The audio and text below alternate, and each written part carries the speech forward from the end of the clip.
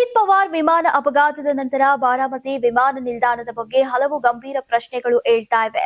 ರನ್ವೇಯನ್ನ ಊಹಿಸೋಕೆ ರನ್ವೇಯ ಎರಡು ಬದಿಯಲ್ಲಿ ಯಾವುದೇ ದೀಪಗಳಿಲ್ಲ, ವಿಮಾನ ನಿಲ್ದಾಣವು ವೃತ್ತಿಪರ ಎಟಿಸಿ ವ್ಯವಸ್ಥೆಯನ್ನ ಹೊಂದಿಲ್ಲ ಎಂಬ ಆಘಾತಕಾರಿ ಸಂಗತಿ ಈಗ ಬೆಳಕಿಗೆ ಬಂದಿದೆ. ಈ ರನ್ವೇಯಲ್ಲಿ ವಿಮಾನಗಳು ಇಳಿಯುವುದು ಮತ್ತು ಮೇಲೇರುವುದು ಈಗ ಮುಂಬೈ ಎಟಿಸಿಯನ್ನ ಅವಲಂಬಿಸಬೇಕಾಗತ್ತೆ.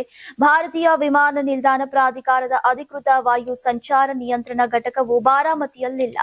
ಈ ವಿಮಾನ ನಿಲ್ದಾಣದಲ್ಲಿನ ರನ್ವೇ ತಾಂತ್ರಿಕವಾಗಿ ಅಪೂರ್ಣವಾಗಿದೆ. ಈಗ ಹಗಲಿನಲ್ಲಿ ಗೋಚರತೆ ಕಡಿಮೆ ಇದ್ರೂ ಕೂಡ ರನ್ವೇ ಗೋಚರಿಸುವಂತೆ ರನ್ವೇಯ ಎರಡೂ ಬದಿಗಳಲ್ಲಿ ದೀಪಗಳಿಲ್ಲ. ಎರಡು ವಾಯುಯಾನ ಶಾಲೆಗಳು ಈ ವಿಮಾನ ನಿಲ್ದಾಣದಲ್ಲಿ ವಿದ್ಯಾರ್ಥಿಗಳಿಗೆ ತರಬೇತಿಯನ್ನ ನೀಡ್ತಾ ಇವೆ. ಬಾರಾಮತಿಯ ದೊಡ್ಡ ನಗರದಲ್ಲಿರುವಂತಹ ಈ ವಿಮಾನ ನಿಲ್ದಾಣದಲ್ಲಿ ಶಾಶ್ವತ ಮತ್ತು ವೃತ್ತಿಪರ ಎಟಿಸಿ ವ್ಯವಸ್ಥೆ ಇಲ್ಲ ಅನ್ನೋದು ಈಗ ಆಘಾತಕಾರಿ. ಪೈಲಟ್ಗಳು ತಮ್ಮ ಸ್ವಂತ ಕಣ್ಣುಗಳಿಂದ ರನ್ವೇಯನ್ನ ನೋಡೋ ಮೂಲಕ ಮತ್ತು ಪರಸ್ಪರ ಸುರಕ್ಷಿತ ಅಂತರವನ್ನ ಕಾಯ್ದುಕೊಳ್ಳುವ ಮೂಲಕ ಇಳಿಯಬೇಕಾಗತ್ತೆ. ಈ ಅಪಘಾತಕ್ಕೆ ಹೊಣೆ ಯಾರು ಎನ್ನುವ ಪ್ರಶ್ನೆ ಎದ್ದಿದೆ. ಯಾರಾಗ್ತಾರೆ ಎಂಎಲ್ಎ ಅಭ್ಯರ್ಥಿ 2028 ಶೀಘ್ರದಲ್ಲೇ. ಪ್ರತಿದಿನ ಒಂದೊಂದು ಕ್ಷೇತ್ರದ ಟಿಕೆಟ್ ಆಕಾಂಕ್ಷಿಗಳ ಸಂಪೂರ್ಣ ಮಾಹಿತಿ ಪೊಲಿಟಿಕಲ್ ಜರ್ನಲಿಸ್ಟ್ ಕೆಎಂ ಶಿವಕುಮಾರ್ ಅವರಿಂದ. ಕರ್ನಾಟಕದ ನಂಬರ್ 1 ಡಿಜಿಟಲ್ ಮೀಡಿಯಾ ನಿಮ್ಮ ನೆಚ್ಚಿನ ಕರ್ನಾಟಕ ಟಿವಿಯಲ್ಲಿ ಮಾತ್ರ.